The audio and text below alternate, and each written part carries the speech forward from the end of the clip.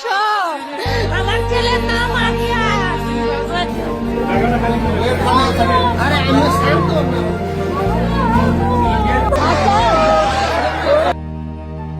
21 জুলাই সোমবার দুপুর ঢাকার আকাশে তখন নিদারুণ বিষণ্ণতা। উত্তরার মাইলস্টোন স্কুল প্রাঙ্গণে শিশুদের কলকাকলিতে মুখরিত। ভবিষ্যতের স্বপ্নগুলো যেন ছোট ছোট পায়ে ছুটোছুটি করছে। বাবা মায়েরা অধীর আগ্রহে অপেক্ষা করছেন তাদের বুকের ধনদের ঘরে ফেরানোর জন্য। ঢাকা একটি প্রশিক্ষণ বিমান শুধু লোহার দণ্ড নয়, তাতে লুকিয়ে আছে এক অটুট প্রতিজ্ঞা, এক অবিশ্বাস্য আত্মত্যাগ।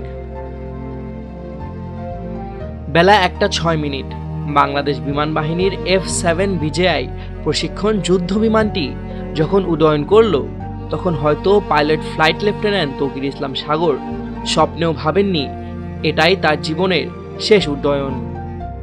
বাংলাদেশ বিমান বাহিনীর ৭৬তম ব্যাচের এই তরুণ পাইলটের এটি ছিল প্রথম একক মিশন।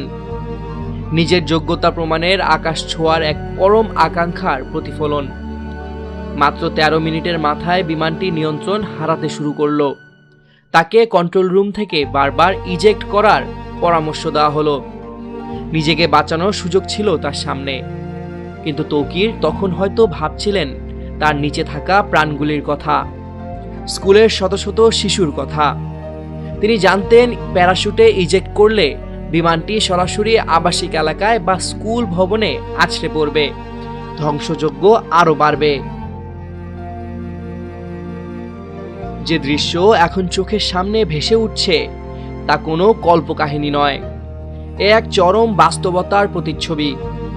তৌকির চেষ্টা করেছিলেন বিমানটিকে যেন জনবসতিহীন এলাকায় নিয়ে যেতে পারেন, কিন্তু বিমানের নিয়ন্ত্রণ তখন তার আর হাতে নেই। প্রতিটি মুহূর্ত যেন মৃত্যুর কাছাকাছি টেনে আনছে তাকে।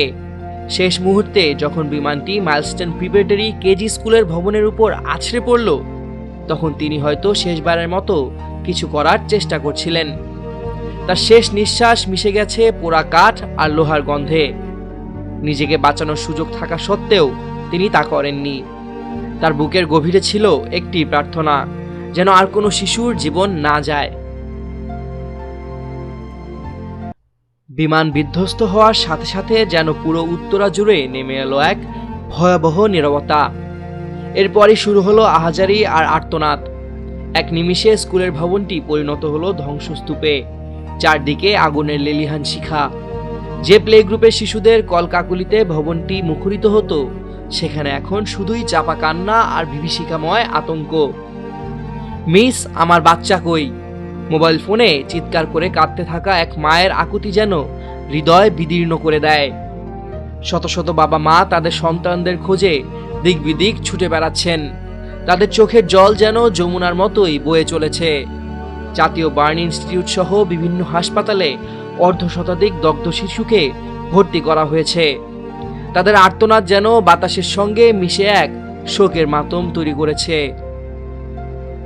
14 বছরের শামীম, 15 বছরের মাহিন, 12 বছরের মুনতাহা, 10 বছরের আয়মান।